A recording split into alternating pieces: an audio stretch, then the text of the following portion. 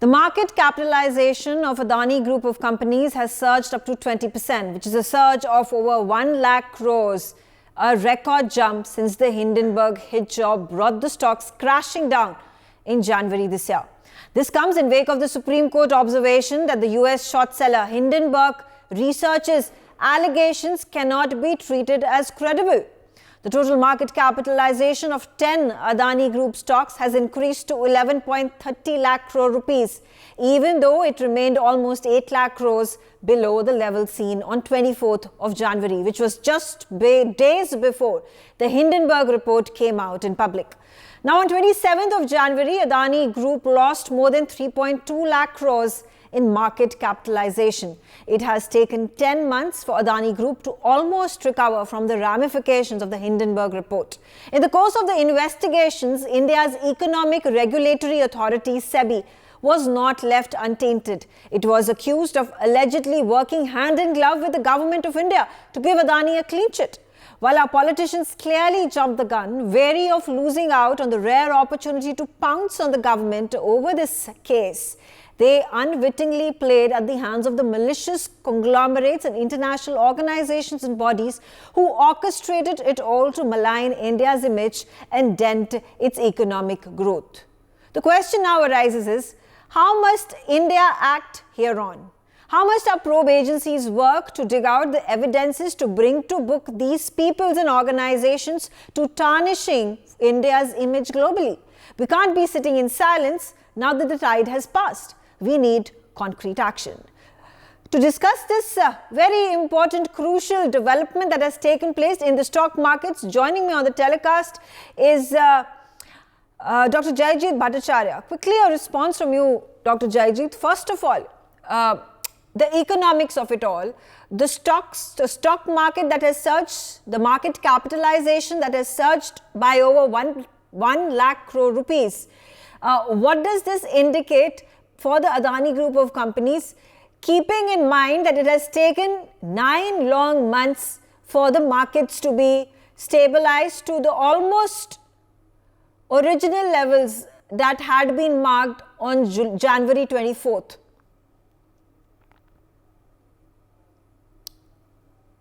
Rajiv Gupta, the same question to you.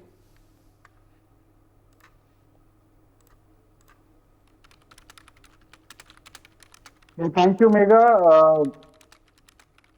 See, I think right from the beginning we have been maintaining that somebody outside Hindenburg gives a report which has not been found, or no evidence has been found, and the courts have also directed SEBI to figure out what is happening, and I think there is nothing wrong that has been found out till now. Out of 24 odd cases, I think 22 have already been resolved. And this was something which was probably just a malicious attack on the Indian stock exchange and on the Indian conglomerates to malign their image. I think that is the only intention, and also to make money out of those allegations. So that is what Hindenburg has done.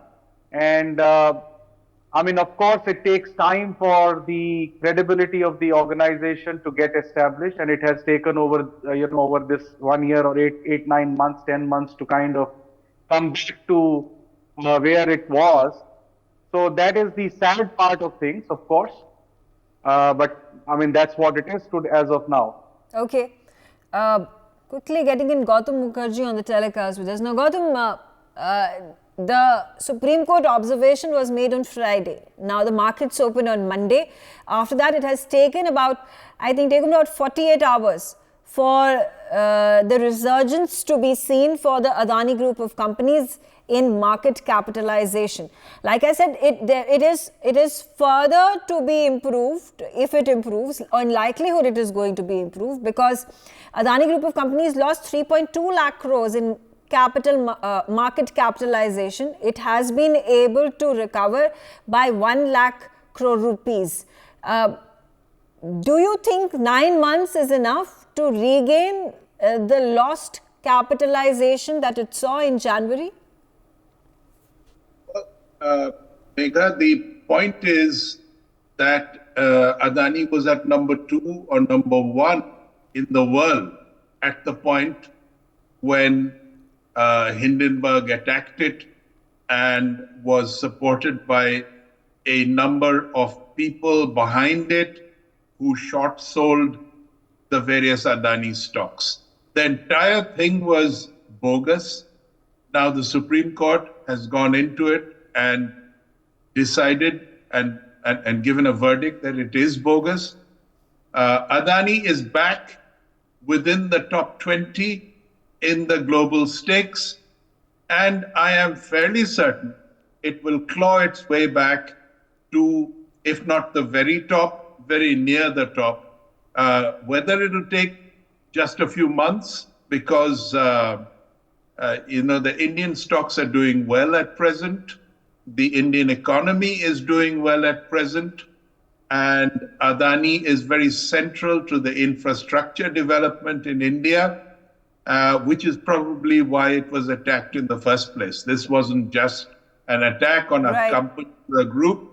It was an attack on the government of India with a hope of destroying much of its credibility.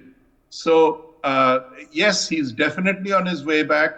How long it will take, I cannot say, but it will be very long.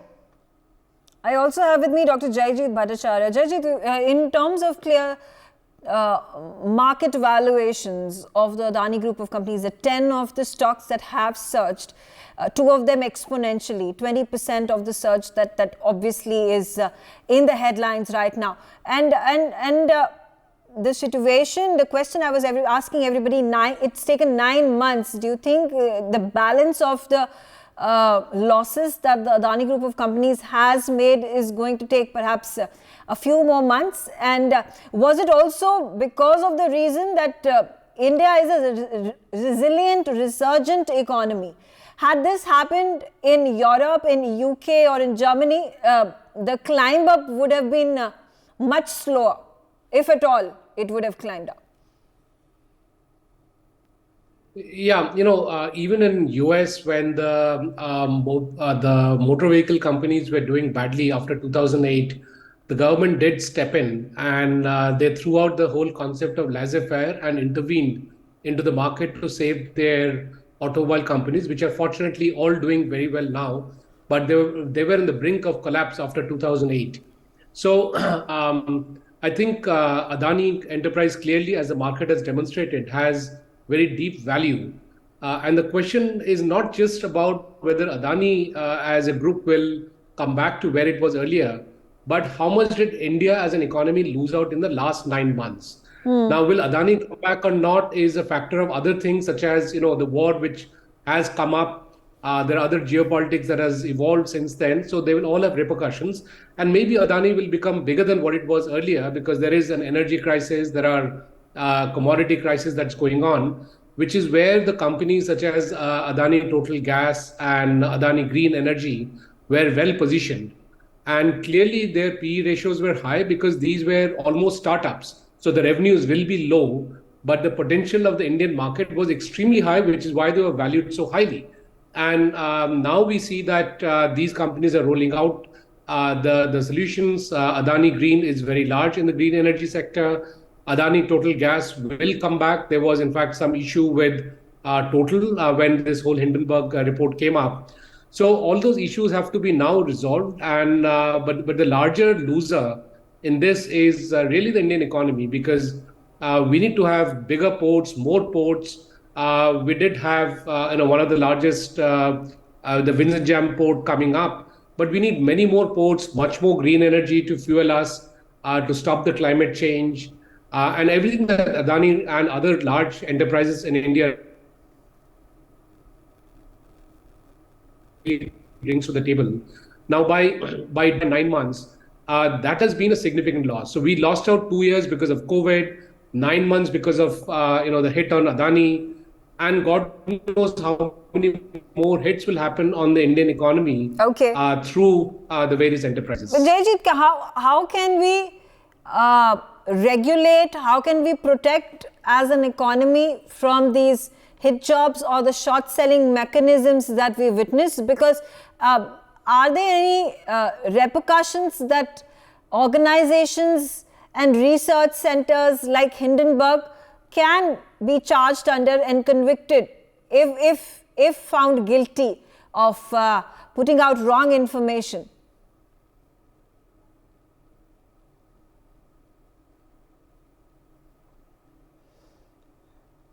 Okay, Rajiv, would you like to answer this question?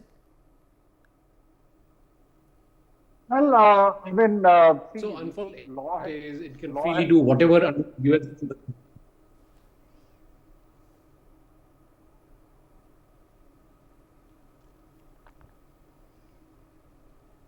Okay, I'll come back to you, Rajiv. There seems to be a network issue right there. But Sumit, coming back to you and the geopolitics of it all, we all already witnessed on the ground ever since this Hindenburg report came out.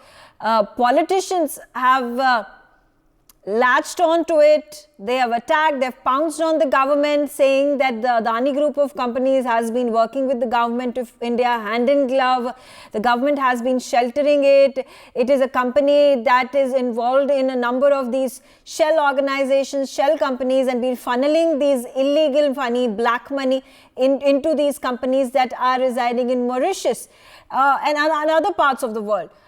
In such a situation, this is obviously the credibility of the government of India, the credibility of SEBI, the economic regulator of our country, and the stock market of our country. All three of them have been hit badly.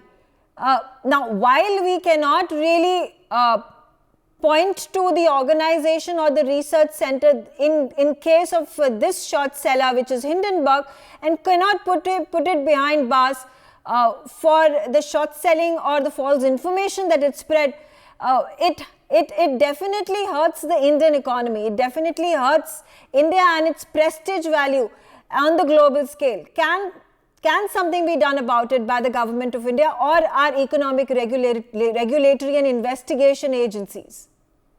Megha ji, thanks for having me on your show. I have a couple of points to make. The first and important point was I've been always maintaining on your channel and your show particularly, it was political extortion. Hindenburg was a political extortion. You know what it has done? It is planned in such a way when the shares fall, some people are going to buy a lot of shares at a cheap value. They know that a share will come up. There's nothing fundamentally wrong with the company, but there's a group of people who will make a windfall. If you remember, just 1 or 2 days before G20, Mr. Rahul Gandhi came again and said there is some report from somebody, and now Mr. Modi should apologize because G20 leaders are coming here. And then he was trying to cast aspersions on the Supreme Court of India, SIT of India, financial institutions of India, stock market of India, and the financial system of India as such. Now, the first point I want to ask through NewsX, will Mr. Rahul Gandhi and the Congress come and apologize today? Because we have been shouting our lungs out, it's a matter of time, Adani will come up. Because the fundamentals of the company were perfectly right, there was nothing wrong. I have been questioning, are all the big four auditors who audited these, are they wrong? Nobody answers that. I asked that Hindenburg was an ambulance driver before that with 10 CFAs. How can he write the political arbitrary of any company which the big four cannot see? What is his authenticity? What is his claim to the fame? Is it wrong to say that FBI has banned Hindenburg from doing short selling in a lot of companies in US? Is it wrong that he's already under a lot of a lot of cases and all are done against Hindenburg? And Mr. Adani went to the International Court of Justice. After that, everything has started falling in place. This was a tool made for political extortion because Adani ji was building the infrastructure of India. If you took Haifa port, if you talk of port in Seychelles, if you talk of base in Seychelles, if you talk of power plant in Bangladesh, who was building? It was all built by Mr. Gautam. So if you have to stop Indian infrastructure, which has $350 billion allocated to it, stop the engine. You have to stop Adani, then cast aspersions on Prime Minister Modi, then say, okay, Adani is Gujarati, Modi is Gujarati, तो भाई इन्होंने दोनों ने मिलकर चोरी की है. It is like the same fiasco, चौकीदार चोर है. Now Ambani, Adani, they were saying, now the Supreme Court of India, the Chief Justice of India, the SIT, everybody seems to have given him a clean sheet. And the most important is that the People's Court, when the stocks come up, if you added 15 billion to the market cap. At $1 billion, you call yourself a unicorn. So can I say Adani has added 15 unicorns to his cap? And yet you are believing a report from some paper where in New York which said, okay, there is corruption, there is all this. So will the political parties come and apologize? Will Congress apologize? Mr. Rahul Gandhi Okay, that's a good question to our politicians, to the opposing parties in the opposition at this point of time, casting aspersions to the government of India. Gautam, coming back to you now, again the question arises is, were our politicians innocent prey to these malicious reports that had been released by these foreign entities whose sole purpose was to perhaps secondarily short-change and short-sell the Adani stocks, and primarily to bring and taint the name of India and the Indian economy, or was it they already knew about the situation, they were well aware of what is happening, because there have been these reports, these pictures, these appearances that have been made by certain politicians with the members of the Soros Foundation when this particular politician was in United Kingdom, or for that matter the Soros Foundation that had been continuing to fund Hindenburg, and several of these pieces of information had been revelatory during the course of the Supreme Court hearing that was taking place. Well, that it was a hit job is more than apparent. But having said that, if you look at how 2008 happened, it was when Wall Street collapsed, front street businesses, Fannie Mae, your Freddie and Fannie Mae in the mortgage business, the automobile companies which have been mentioned, and all of this collapsed. The government of the United States came in with huge amounts of money to prop these banks as well as the high street businesses. Whereas in Adani's case, the politicians have not intervened. The politicians have stood to one side. The institutions of the government of India have stood to one side.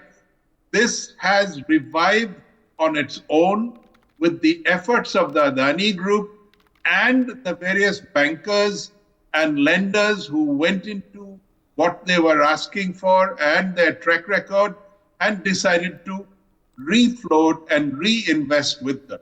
This is all the more remarkable, and that is why the Indian economy is so resilient. You're not bailing anybody out.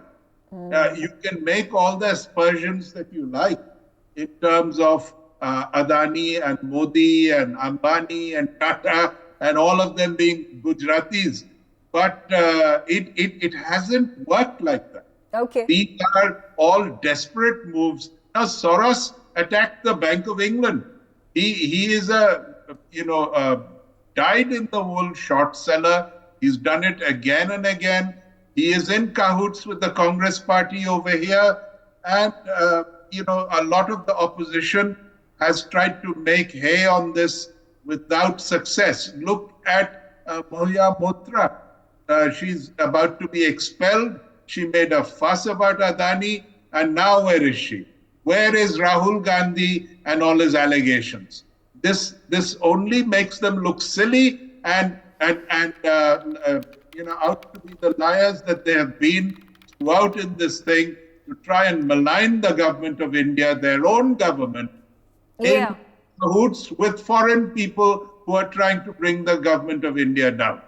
All on the hopes of winning the election and coming to power. But Gautam, the first question I raised in the start of the discussion was, there are these references that are being made that a particular political party is hand in glove or an alliance with these foreign entities, with the Soros Foundation and so on and so forth. But there are pictures that have come out. There are certain flowcharts that have been drawn, allowing for the connections to be seen, which is this organization manager or member of the Soros Foundation fund, etc., etc., etc. But do we really have these concrete evidences? And should our investigation agencies now start off with a thorough investigation to find these evidences and then present them in the court and then bring to justice the people, the organizations, politicians, political parties who have been hand in glove, who are part of this orchestration of bringing down the government, bringing down the economy of the country and tarnishing our image? On the one hand, success is the best revenge. On the other, as in the case of Mohia Mitra, there has been, other transgressions of parliamentary law, the discretion that is required from a member of parliament. There is direct connivance with private companies, as well as newspapers abroad, as well as journalists. So here, this will be a case in point. The CBI has begun investigations. Rahul Gandhi has made wild allegations without substantiating them.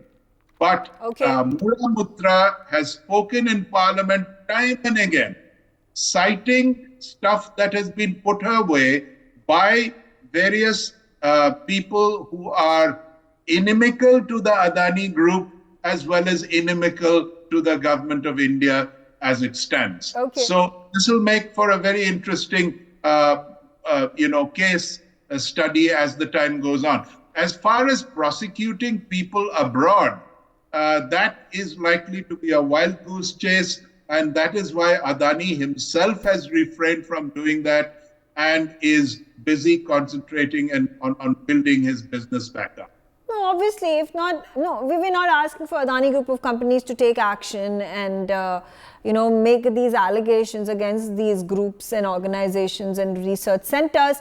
But as the investigation agencies that work on behalf of the country, can there be actions that can be taken? Meanwhile, also a quick question to you, Dr. Jayajit Bhattacharya, the fact that the job that political parties had in hand in spreading misinformation in Adani group of companies, and then in conjunction to Adani, also the government of India, have they then been successful in doing so, in sending out the message to the masses? Because today when we see that the MCAP for Adani group of company has resurged to its original levels of stocks, will this trickle down to the masses, to the common man? And the fact that just the term Adani is known by the 140 crore people in our country and abroad as well, how many people will really get to know that there is a clean chit that is likely to be given by the Supreme Court, and now the markets have worked in favor of Adani? So I'm not an expert in politics, but from a business perspective, it does malign an entity. The citizens of this country are also, many of them are shareholders of Adani. They will only hear the first part of the story, that some American organization has said that Adani has had some challenges in how it managed funds. But it would not hear the second part of it, that the Indian Supreme Court has said that those reports have got no basis and should be discarded per se. And unfortunately, as Gautam was mentioning, we do not have extraterritorial jurisdiction, and therefore we cannot bring to book what Hindenburg has done. And those are challenges that we need to live with. And therefore, coming to your question, people will be left with the view that Adani Enterprises and Adani group of companies probably did something wrong, because there is no smoke without fire. And that really is an incorrect picture which is being pushed in. Right. We have seen that happening umpteen number of times. This happened with Rafale. This happened with many other issues which are important from national perspective. But it was Indians only who were throwing mud at these achievements. And I think it has a very negative repercussion. Okay. Quickly then, Rajiv, your prediction for the coming months for the 10 Adani group of companies that are on Nifty and on Sensex? Very difficult to kind of say that, because as somebody said here, which is very correct, that the stock markets play on very, very different aspects. I mean, there is a war going on. There are other economic parameters which are happening. So whether it comes back to that stage or not is a question that nobody can probably answer. But the fact that there was malicious this thing are done against the company, that has been proven wrong. And I think we agree with Jayjeet that, anything like this that happens leaves some kind of a negativity which is difficult to erase totally, because people thrive on negative news. It's usually they form opinions already in their minds about negative news. There are very few people who are actually invested in these companies or are playing on the stock exchange out of those 140 crore people that we talk about. It's just that there is some kind of a this thing which is left behind, where people start to feel, and it's already kind of being said so many times, Adani, Ambani, Modi being in conjunction, etc. It kind of just leaves some negativity. It becomes very difficult for the government to explain, for everything to get set right. So that, I think, is the problem, but we have to live with it. I think the present government has to live with it.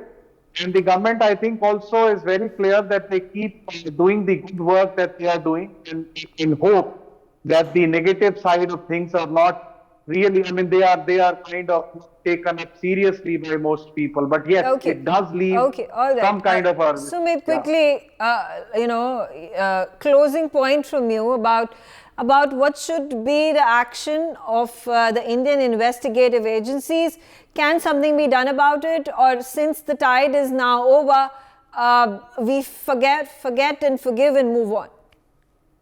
Megha ji, there is nothing called forget and forgive. This was a planned extortion. I have been calling it political extortion. This was a political extortion where you were going to make money out of it, and you were also going to bring down the country and defame the country. So there are 3 crimes involved here. Anybody and everybody who's a part of it should be handled by the investigation authorities. To best of my knowledge, Mr. Adani has already taken Hindenburg to ICJ, which is, he's entitled to do that, and let ICJ rule out on this. But all the politicians who were hand in glove with here, all the politicians who caused disrepute to the Indian economy, all the politicians who were questioning Modi and who were questioning the Indian financial institutions, they should be penalized, and all the politicians. But then, they'll counter you and question, where is the proof?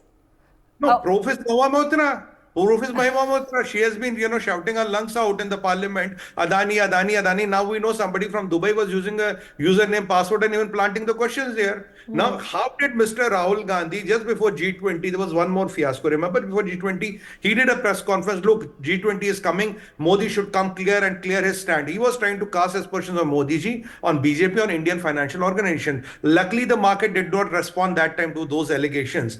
But, why this timing? What makes Mr. Rahul Gandhi believe that Adani's word, the words of Hindenburg are words of Bible? Why does he trust that? Why doesn't he trust the SIT, the Supreme Court, the Chief Justice? Fair enough. All right. Public government opposing his own country. Okay. What are his vested interests? That should be investigated. Okay. All right. For the petty interest of having political brinkmanship and wanting to perhaps win the election instead of looking out for the larger interest of the country.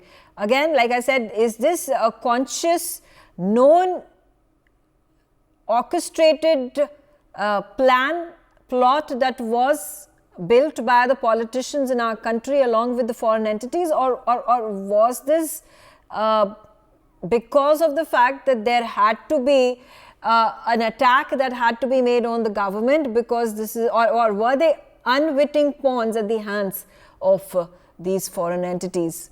All right, I'm out of time. I thank you all for joining me on the telecast. For more such videos, subscribe to the NewsX YouTube channel, hit the bell icon.